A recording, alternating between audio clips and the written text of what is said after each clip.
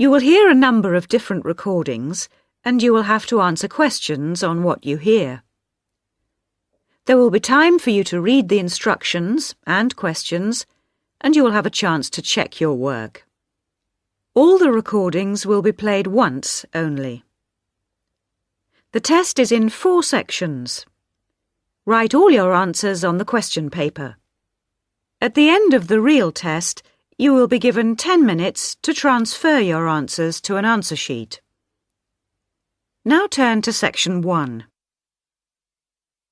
Listening, Section 1. You will hear a conversation between a travel agent and a customer. First, you have some time to look at questions 1 to 7.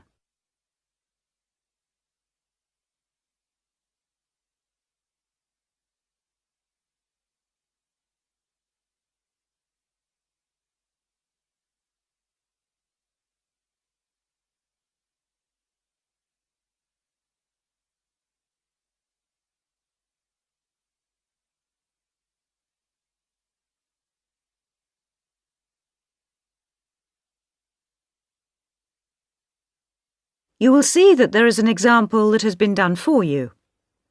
On this occasion only, the conversation relating to this will be played first. Good morning. Can I help you? Yes, I'd like to get some information about trips to New Zealand. Certainly. Take a seat and I'll be right with you. Thanks. Now, where would you like to go in New Zealand? Well, I was hoping to do a bit of travelling around, actually. There are a few things I'd like to see and do before I go back home. Right. One thing I really want to do is go to Christchurch. I have relatives living there that I can stay with, my mother's cousin, and I've heard it's a nice place. The woman says she has relatives living there. So the first activity, visit family, has been circled. Now we shall begin.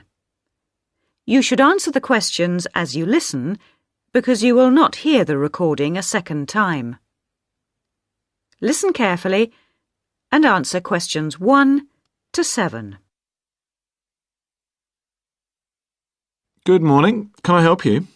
Yes, I'd like to get some information about trips to New Zealand. Certainly. Take a seat and I'll be right with you. Thanks. Now, where would you like to go in New Zealand? Well, I was hoping to do a bit of travelling around, actually. There are a few things I'd like to see and do before I go back home. Right. One thing I really want to do is go to Christchurch. I have relatives living there that I can stay with, my mother's cousin, and I've heard it's a nice place. Yes, it's a lovely city. And staying with relatives will help with the budget, of course. The budget? It will save you some money. Oh, right. Well, I'm not too worried about that. I've saved quite a bit of money working in Australia. Oh, that's nice. Good for you. Well, you know that New Zealand consists of 2 main islands, the North Island and the South Island, and Christchurch is on the South Island. Is it? I was never very good at geography at school. Do you have a map I could look at? Sure. Here we are. Right, I see. And, well, then I'd also like to spend some time in Auckland, and maybe I could do an English language course there. Can you organise that sort of thing for me? Oh, certainly. We'd be happy to arrange that. But bear in mind that Auckland is in the North Island. OK. And I'd also like to do some skiing or maybe even some snowboarding.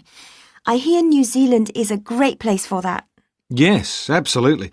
But you should go to Auckland first for your studies, and then you can get the ferry across to the South Island and take the bus down to the snow. Oh, I don't like boats very much. I'm not much of a sailor. I think I'd prefer to fly. Right. What about joining a walking tour? That could be really fun.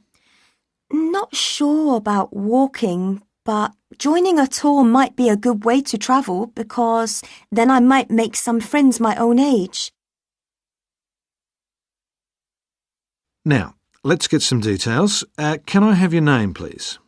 Yes, it's Su Ming Lee, but you can call me Sue. OK, Sue. And what's your address here in Melbourne? I'm living with my aunt in the suburb of Kew. It's 29 Lock Street. That's L-O-C-H, not L-O-C-K.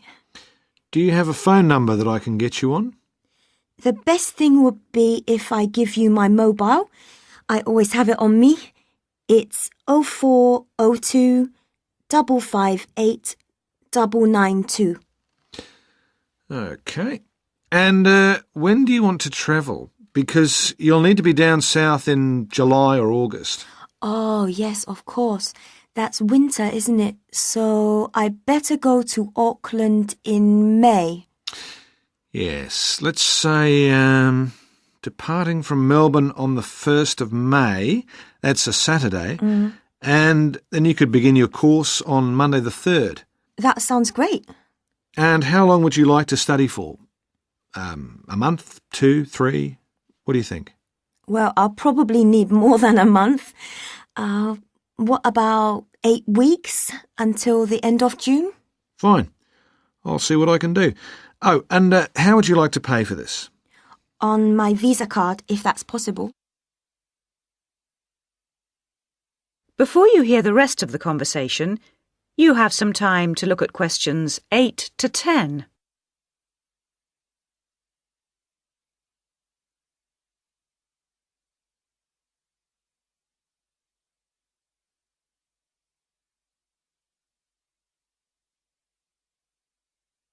Now listen and answer questions 8 to 10. Hello, Sue. It's Angelo from Cosmos Travel here. I've booked your flight and I've found you an English college called the Harbour Language Centre. Great. Where exactly is that? Well, have you got that little map I gave you yesterday? Yes? You see where the harbour is with the 3 wharves and the water? Yes. Got that? OK, there are 2 parallel streets. Quay Street, that's Q-U-A-Y, and Customs Street. The building where the college is located is on Quay Street, opposite Prince's Wharf. Right. Got it. And what about accommodation? Well, I've booked you into a hotel for the first 3 nights, and then the accommodation officer will find you a family to live with. Good. And where's the hotel? It's a short walk from the college, on the corner of Queen Street and City Road. Which corner exactly? On the left-hand side as we're looking at the map. Okay, near the little park. Yes, that's right. And what about a good bookshop? I'm going to need to buy a dictionary and some English books.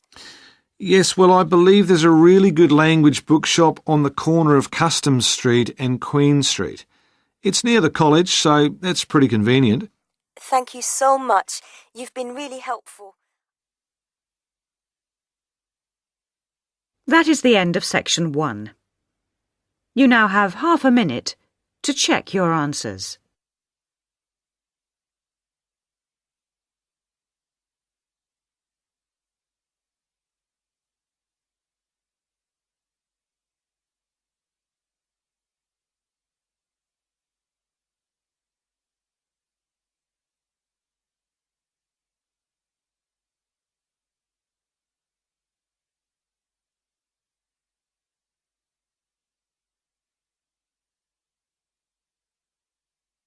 Now turn to section 2. Listening, section 2. You will hear an extract from a radio programme about a famous bridge. First, you have some time to look at questions 11 to 18.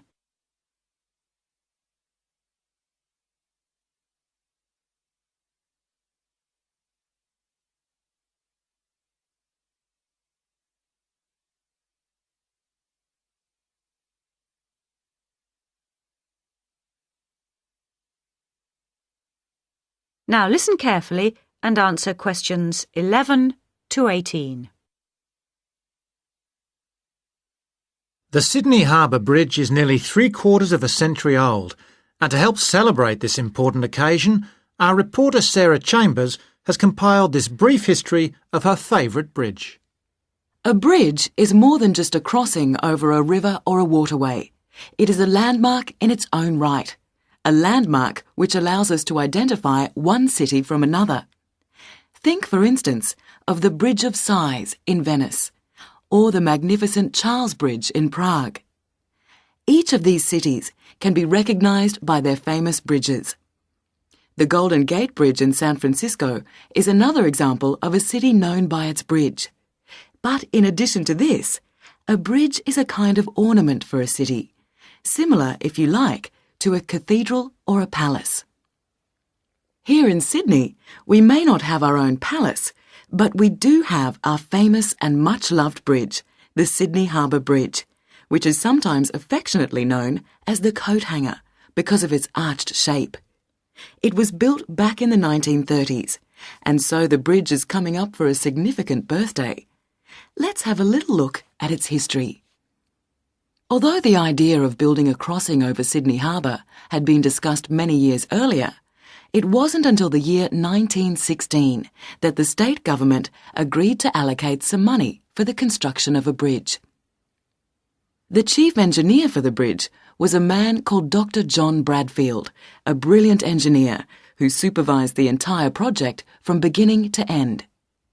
First, they had to decide on a design, so he organised an international competition to choose a design, and ultimately got the one he wanted. The job went to a British engineering firm, and the contract was signed in 1924. The design he chose was the single arch bridge that you see today, made of steel with a tower at either end. In 1926, construction finally began. The first thing they had to do was demolish 800 houses around the site where the towers were to be built. The poor families, however, never received any compensation for this. But the project created thousands of jobs, much needed in those difficult times. Of course, like all projects of this size, it took much longer to build than originally planned. It was supposed to have been finished by 1930, but actually it wasn't completed for another 2 years. It also cost twice as much as the original quote, coming in at £9.5 million instead of the agreed contract price of £4.2 million. But what's new? The opening ceremony took place on the 19th of March 1932, and a large crowd gathered for the occasion. The Premier of the state was just about to cut the ribbon when suddenly a man rode through the crowd mounted on a horse and slashed the ribbon with his sword. He wanted to be the first to cut the ribbon. Anyway, they tied the ribbon back together and the ceremony continued. The man on the horse was fined £5 for his offensive behaviour. Before you hear the rest of the talk, you have some time to look at questions 19 and 20.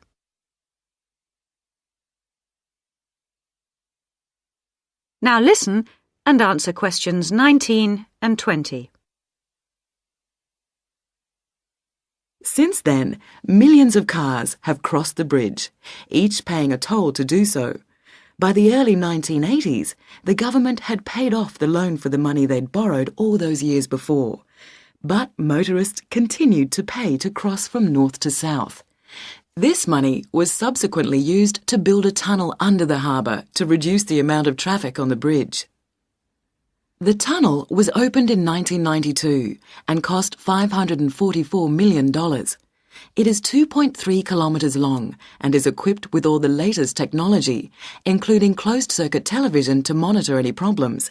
And it has most definitely reduced the load on the bridge, as it carries around 75,000 vehicles each day, which would otherwise have to use the bridge. And it's apparently strong enough to withstand the impact of a ship or even the impact of an earthquake. The tunnel has been a welcome solution to Sydney's traffic problems, but of course, a tunnel could never compete with a bridge as a landmark for any city. So let's wish the bridge a very happy birthday. That is the end of section 2. You now have half a minute to check your answers.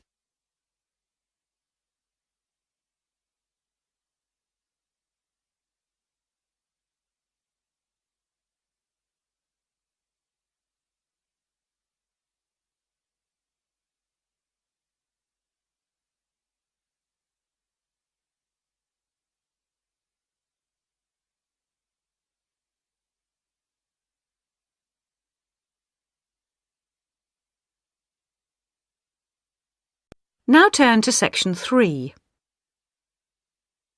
Listening, section 3.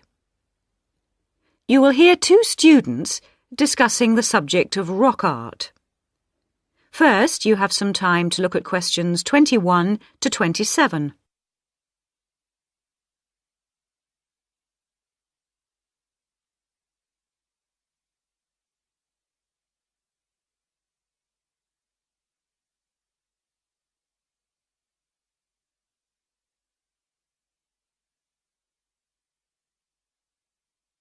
Now listen carefully and answer questions 21 to 27. Hello, David. Oh, hi, Mia. Sorry I'm a bit late. Oh, no problem. Thanks for agreeing to help me with my assignment today. I really needed to go over it with someone. Sure. You were going to talk about European rock art, weren't you? Yes, the rock drawings in the caves of Lascaux in western France. Oh, fantastic. Over 13,000 years old, I believe. What sort of drawings are they? They're drawings of animals on the whole, but you can also find some human representations, as well as some signs. There are roughly 600 drawings at Lascaux. Really? Were they mostly pictures of bulls? Well, no, actually. The animal most depicted was the horse. Have a look at this graph.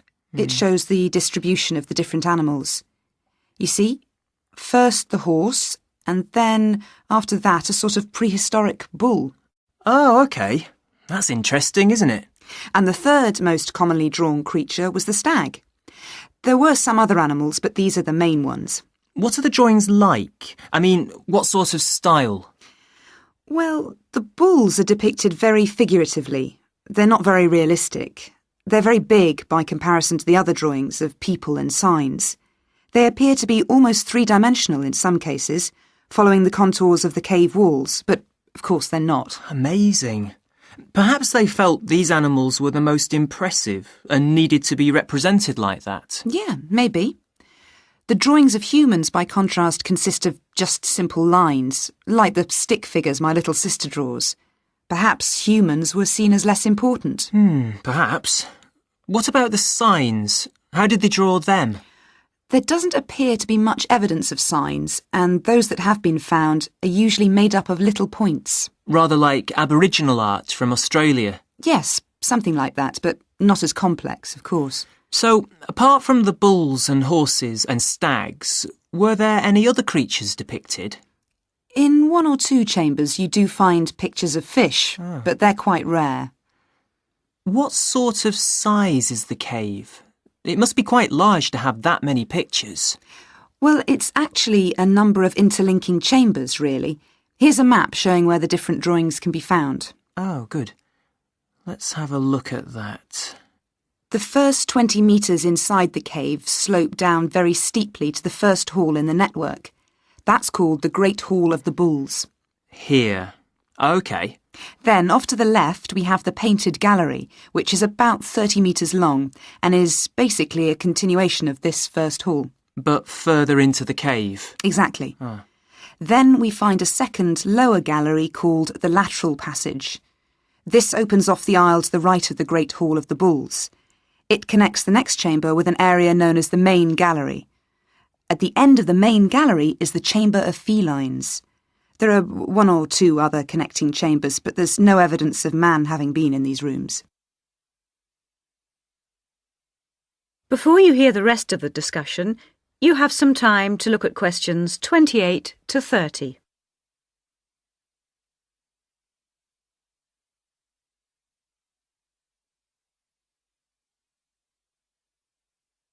Now listen and answer questions 28 to 30.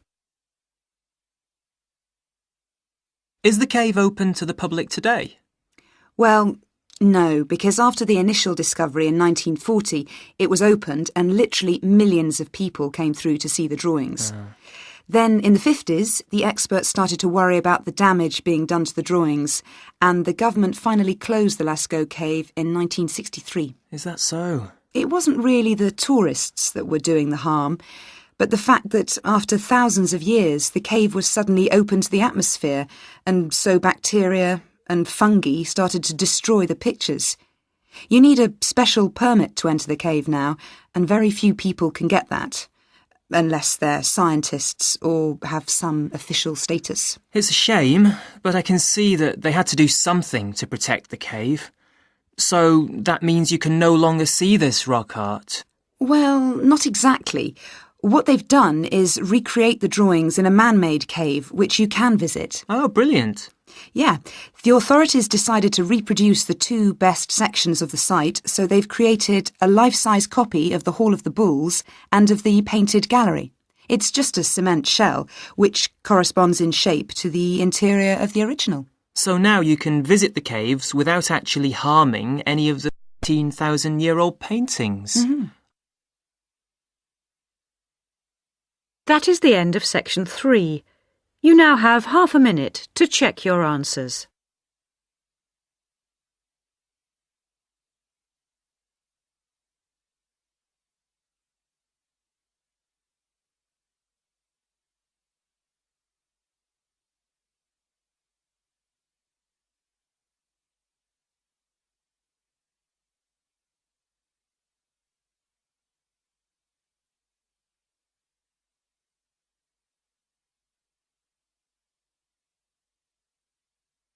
Now turn to section 4. Listening, section 4.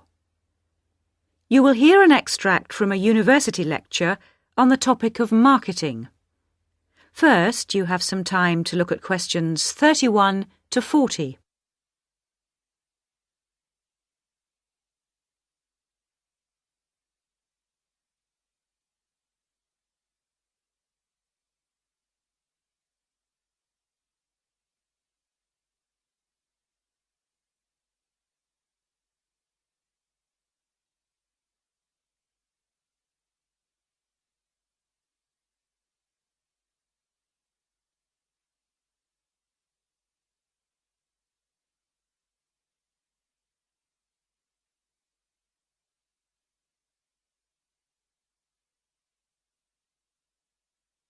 Now listen carefully and answer questions 31 to 40.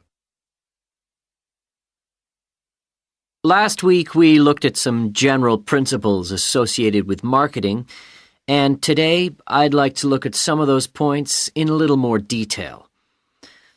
So, what is marketing? Or put another way, what does the term marketing mean? Many people think of it simply as the process of selling and advertising. And this is hardly surprising when every day we are bombarded with television adverts, mail shots, and telephone sales. But selling and advertising are only two functions of marketing. In fact, marketing, more than any other business function, deals with customers. So perhaps the simplest definition is this one. Marketing is the delivery of customer value and satisfaction at a profit. In other words, finding customers, keeping those customers happy, and making money out of the process. The most basic concept underlying marketing is the concept of human needs. These include basic physical needs for things like food, as well as warmth and safety. And marketers don't invent these needs. They're a basic part of our human makeup. So, besides physical needs, there are also social needs, for instance, the need to belong and to be wanted. And in addition to social needs, we have the need for knowledge and self-expression, often referred to as individual needs. As societies evolve, members of that society start to see things not so much in terms of what they need, but in terms of what they want. And when people have enough money, these wants become demands. Now, it's important for the managers in a company to understand what their customers want if they're going to create effective marketing strategies, so there are various ways of doing this. One way at supermarkets, for instance, is to interview customers while they're doing their shopping. They can be asked about their buying preferences, and then the results of the survey can be analyzed. This provides reliable feedback on which to base future marketing strategies. It's also quite normal for top executives from department stores to spend a day or two each month visiting stores and mixing freely with the public, as if they were ordinary customers, to get an idea of customer behavior. Another way to get information from customers is to give them something. For instance, some fast food outlets give away vouchers in magazines or on the street that entitle customers to get part of their meal for nothing. As well as being a good way of attracting customers into the restaurants to spend their money, it also allows the managers to get a feel for where to advertise and which age groups to target. Another strategy employed at some well-known theme parks, such as Disneyland, is for top managers to spend at least one day in their career touring the park dressed as Mickey Mouse or some other cartoon character. This provides them with the perfect opportunity to survey the scene and watch the customers without being noticed. Okay, well, we mentioned customer satisfaction at the beginning of this lecture, and I'd like to return briefly to that as it relates to what we've just been talking about. If the performance of a product falls short of the customer's expectations, the buyer is going to be dissatisfied. In other words, if the product you buy isn't as good as you'd expected, then the chances are you'll be unhappy about it. If, on the other hand, performance matches expectations and the product you buy is as good as you expected, then generally speaking, the buyer is satisfied. But smart companies should aim one step higher. They should aim to delight customers by promising only what they can be sure of delivering and then delivering much more than they promised. So then, if, as sometimes happens, performance is better than expected, the buyer is delighted and is twice as likely to come back to the store. Now, let's move on to look at the role of advertising. That is the end of section 4. You now have half a minute to check your answers.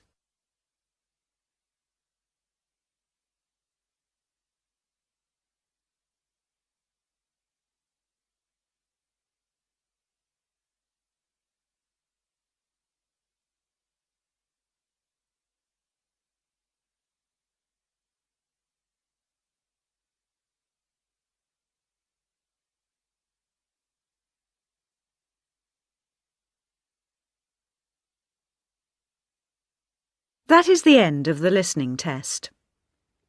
At the end of the real test, you will have 10 minutes to transfer your answers to the listening answer sheet.